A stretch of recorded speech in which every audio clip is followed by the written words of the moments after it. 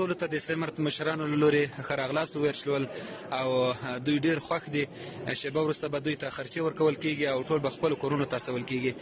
د دوی ټول په نمایندګي باندې د دوی له یو قومندان چې هغه زموږ له مجاهدینو سره په رابطه کې و او دا کسان تسلیم کړل. په دې کسانو کې کمانډویان هم شته، قطعي خاص کسان هم شته، نور محلي اربکیان او اردووالا هم شته.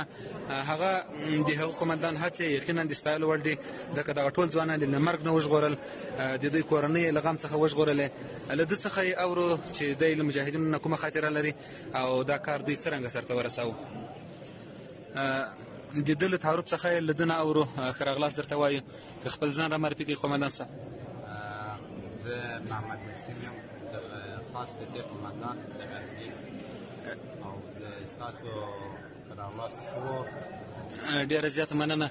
دا چې تاسو ډېر غټ کار وکړ، دا ډېر کسان مو له مرګ نه وژغورل، همداراز مو تلفات بیخي په نسب باندې حساب شول، د دوی ټولې کورنۍ مو د غم له ټغر څخه وژغورلې. ته یې په اړه کوم احساس لرې؟ هغه ژمنې چې د اسلامي امارت مشرانو له تاسو سره کړې وې هغه یې پوره کړې، روانې دي، څرنګه ترتیب دي؟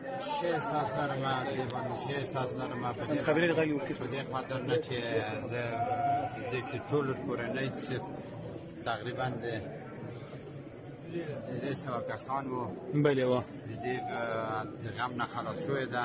هو الحمدلله. او دا غټه دستور ده او غټه خبره ده چې زه هم خوشحال یم. داسې برخورد خو به د اسلامي امارت مشرانو له لورې یا د کشرانو مجاهدینو له لورې له تاسو یا د تاسو له مربوط کسانو سره نه وي شوی چې هغه نامناسبي، مثلا وهل، ټکول یا بل څه؟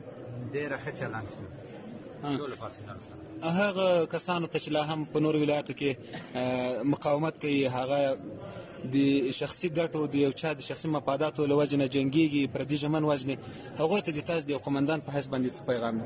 وایو چې د خلک نه مه ځوروئ، باید دا خلک باید د دې غم او د دې مشکلات نه خلاص شي. د خپل شخصي ګټه او د بل چا د شخصي ګټه باید لاس